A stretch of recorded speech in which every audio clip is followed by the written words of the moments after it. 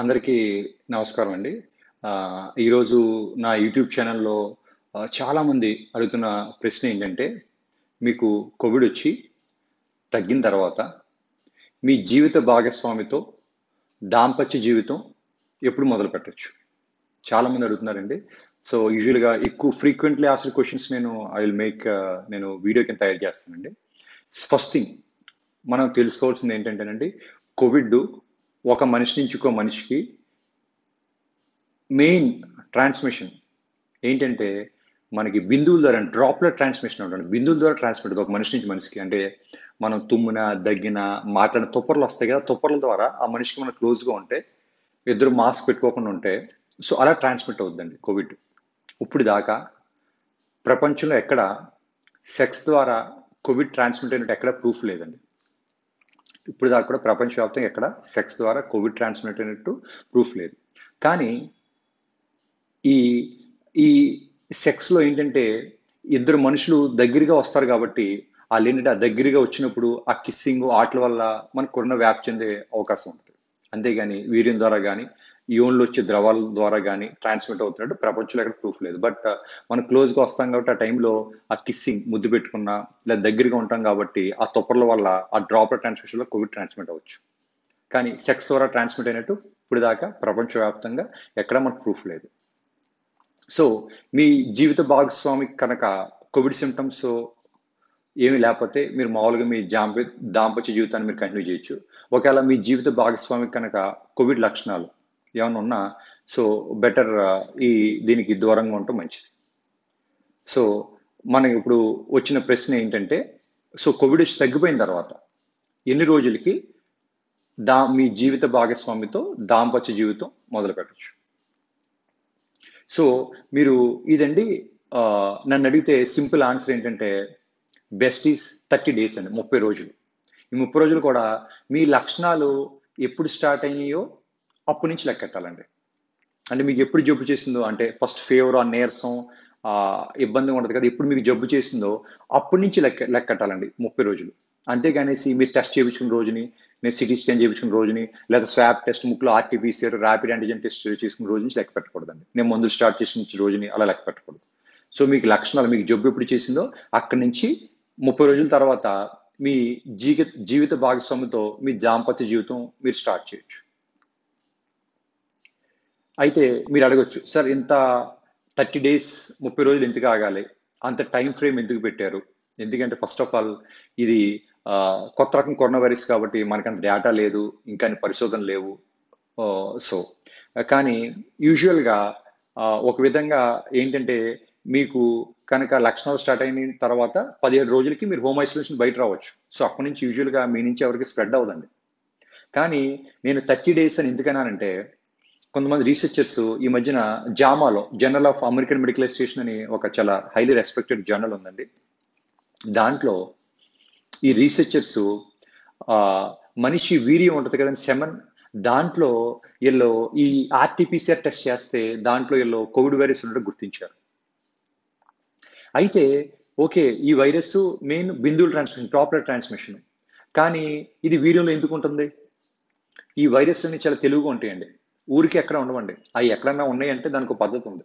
అంటే ఇది ఈ వీర్యం ద్వారా ట్రాన్స్మిట్ అవుద్దా, అంటే మనకి ఇంకా డేటా లేదా, మనం ఇంకా నేర్చుకోవాలా, ఇంకా రీసెర్చ్ చేసి తెలుసుకోవాలా అనే అనుమానాలు ఇంకా మనకు ఉన్నాయండి. ఎందుకంటే ఊరికే వైరస్ ఎక్కడ ఉండదండి. మన బాడీలో కొన్ని సైట్స్ ఉంటాయండి, దాన్ని ఇమ్యునలాజికలీ ప్రివిలేజ్డ్ సైట్స్ అంటాం. అంటే మన రోగనిరోధక వ్యవస్థ దాన్ని అంత రీచ్ అవ్వలేదు. ఎక్కడంటే మన బ్రెయిన్, మెదడు, కళ్ళు, టెస్టిస్, ఇవన్నీ ఇమ్యునలాజికల్ ప్రివిలేజ్డ్ సైట్స్ అంటాం. అంటే ఈ రోగనిరోధక వ్యవస్థ అంత రీచ్ అవ్వలేదండి. మీరు అడగచ్చు అదేంటండి, రోగనిరోధక వ్యవస్థ చాలా ఇంపార్టెంట్ కదా, రీచ్ అవ్వగలదు కానీ కణమ ఆర్గాన్స్ ఉన్నంత రీచ్ ఉండదు. ఎందుకంటే మీకు ఎప్పుడన్నా మీకు ఇన్ఫెక్షన్, ఏదైనా క్రిమి, వైరస్ కానీ బ్యాక్టీరియా కానీ ఫంగస్ మీకు ఇన్ఫెక్ట్ అయినప్పుడు ఈ రోగనిరోధక వ్యవస్థ వాటి మీద దాడి చేస్తుంది, దాడి చేసి వైరస్ని చంపేస్తుంది. కానీ ఈ దాడిలో అప్పుడప్పుడు మన ఆర్గాన్స్ కూడా డ్యామేజ్ అవుతాయి. కానీ ఈ మెదడు, టెస్టిస్ ఇంపార్టెంట్ కాబట్టి అంత యాక్సెస్ ఉండదండి ఇమ్యునలాజికల్ సిస్టమ్ రోగనిరోధక వ్యవస్థకి. అందుకే ఈ టెస్టిస్లో ఏంటంటే ఈ తగ్గిపోయిన తర్వాత కూడా కొంతమంది మనుషుల్లో వీర్యంలో కనపడినట్టు గుర్తించారు. అయితే వీళ్ళు ఆ రీసెర్చ్ పేపర్లో స్పెసిఫిక్గా మెన్షన్ చేశారు, మాకు అది డెడ్ వైరస్సా లైవ్ వైరస్ తెలియదు, ఎందుకంటే వాళ్ళు ఆర్టీపీసీఆర్ టెస్ట్ చేశారు. ఆర్టీపీసీఆర్ టెస్ట్ వైరస్ ఆర్ఎన్ అన్నట్టు గుర్తుపడదు, కానీ వైరస్ కల్చర్ చేస్తే కానీ అది లైవ్ వైరస్ కాదు తెలియదు. ఆ పరిశోధన ఇంకా జరగలేదు. సో ఫ్యూచర్లో మనకు తెలుస్తుంది. ఇప్పుడున్న నేను మాట్లాడే టైం వరకు మనకి ఇంకా డేటా అవైలబుల్గా లేదు. అయితే ఈ వైరస్లకి కొన్ని రకాల వైరస్లు చాలా తెలివైనయండి. మీకు అందరికీ చికెన్ పాక్స్ వైరస్ తెలుసు, అమ్మోర్ అంటారు. మనకేంటి ఒళ్ళంతా మీకు బబుల్స్ కింద వచ్చేస్తే చికెన్ పాక్స్ వైరస్ అమ్మోర్ అంటారు కదా. సో ఈ చికెన్ పాక్స్ వైరస్ అంటే మీ చికెన్ పాక్స్ వైరస్ వస్తే 15 రోజులు తగ్గిపోద్ది. ఇంకా అప్పటి నుంచి 15 డేస్ తర్వాత ఎవరికి ట్రాన్స్మిట్ కూడా అవ్వదు. మీ అన్ని అవి క్రస్టెడ్ అయిపోతే ట్రాన్స్మిట్ అవ్వదు.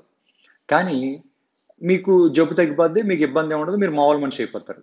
ఈ చికెన్ పాక్స్ వైరస్ అండి మన బాడీలో దాక్కుంటుందండి. మీకు ఎప్పుడైనా ఫ్యూచర్లో కమింగ్ సంవత్సరంలో మీ రోగనిరోధక వ్యవస్థ ఏమైనా కొంచెం తగ్గిందనుకోండి, ఇమ్యూనిటీ తగ్గిందనుకోండి, అప్పుడు అది బయటకు వచ్చి మీకు హెర్పెస్ జోస్టర్, సప్ అంటాం తెలుగులో, సప్ వస్తుంది, హెర్పెస్ జోస్టర్ అని చెప్పేసి మళ్ళీ వెసికిల్స్ కింద వస్తాయి. సో దాన్ని లేటెంట్ వైరల్ ఇన్ఫెక్షన్స్ అంటామండి. ఇలా ఇంకా చాలా వైరస్లు ఉంటాయి. మీకు చికెన్ పాక్స్ మీకు బాగా తెలుసు కాబట్టి చెప్తున్నాను. సో అలా కొన్ని వైరస్లు లేటెంట్గా బాడీలో ఉంటాయి అనమాట. అంటే ఇది ఎలా ఉంటుందా, ఇవన్నీ మనకి ఇన్ఫర్మేషన్ తెలియదండి. So we need more research. As of now we don't know it is what వీడియోలో ఎందుకు ఉంటుంది అంటే తగ్గిపోయి పేషెంట్ తగ్గిపోయేంత బాగానే కూడా వీడియోలో ఎందుకు కనపడుతుందని చెప్పి రీసెర్చ్ ఇంకా పరిశోధన చేస్తున్నారు. మీ అందరికీ ఎబోలా వైరస్ గురించి విన్నారు కదండి, ఆఫ్రికాలో అట్లా ఎబోలా వైరస్. ఈ ఎబోలా వైరస్ మీకు కనుక ఎబోలా వైరస్ వస్తే లిటరల్గా 1 year మీరు దాంపత్య జీవితానికి దూరంగా ఉండాలండి. ఎందుకంటే ఆ వీర్యం ద్వారా ట్రాన్స్మిట్ అవుద్ది అనమాట. లేదా మీరు ముందే పాల్గొని తెలిస్తే మీ సెమన్ వీర్యం నుండి మీరు ఎబోలా పీసీఆర్ టెస్ట్ చేయాలి. ఎబోలా పీసీఆర్ నెగిటివ్ వస్తే హ్యాపీగా మీరు మీ దాంపత్య జీవితం స్టార్ట్ చేయొచ్చు. లేదా you should wait for 1 year అనమాట ఎబోలా వైరస్, ఎందుకంటే అంత ప్రొలాంగ్డ్ షెడ్డింగ్ ఉంటుంది అనమాట సెమన్లో. బట్ మనకి as of now corona virus వల్ల మనకి ఇబ్బంది ఏమి లేదండి. ఫస్ట్ థింగ్ మీకు తెలియాల్సింది ఏంటంటే అది సెక్స్ ద్వారా ట్రాన్స్మిట్ అవ్వదు. చీఫ్ మీ దగ్గరికి వస్తే డ్రాప్లెట్ ట్రాన్స్మిషన్. మీ కనుక మీ లక్షణం స్టార్ట్ అయిన ఫస్ట్ డే నుంచి లెక్కెట్టి 17 daysకి మీ హోమ్ ఐసోలేషన్ ఎండ్ చేసి ఇచ్చండి. యూజువల్గా నన్ను అడిగితే మీరు హోమ్ ఐసోలేషన్ అంటే మనకి 17 రోజులు లక్షణాలు స్టార్ట్ అయినప్పుడు టెస్ట్ చేసినప్పటి నుంచి కాదండి, మందులు స్టార్ట్ చేసినప్పటి నుంచి కాదు. మీరు ఎప్పుడు కనుక మీరు లక్షణాలు స్టార్ట్ అయినా అక్కడి నుంచి 17 daysకి హోమ్ ఐసోలేషన్ బయటకు వచ్చేసి మీరు అంతా ఫ్రీగా ఉండొచ్చు. యూజువల్గా 17 days తర్వాత లిటరలీ మీరు ఏంటంటే మీ దాంపత్య జీవితాన్ని స్టార్ట్ చేయొచ్చండి. కానీ ఇది ఇంకా వీర్యంలో అవుతుంది, మనకి వీర్యం ద్వారా నిజంగా ట్రాన్స్మిట్ అవుతున్న డేటా లేదు కాబట్టి కొంచెం అతి జాగ్రత్తగా, అంటే మీకు ఏంటంటే ఇంకా జాగ్రత్తగా మనకి ఇంకా డేటా తెలియదు కాబట్టి నేను సేఫ్ థింగ్ ఏంటంటే 30 days 30 రోజులు వెయిట్ చేస్తాం మంచిదండి. సో మీకు లక్షణం స్టార్ట్ అయినప్పటి నుంచి 30 రోజులు. కానీ మీరు కనుక కంట్రోల్ చేసుకోలేకపోయినా ఆగలేకపోయినా మీరు 17 days తర్వాత కూడా సేఫే. కానీ 17 days తర్వాత కనుక మీరు ప్లాన్ చేస్తుంటే బెస్ట్ కండోమ్ వాడటం మంచిదండి. So safe is 30 days.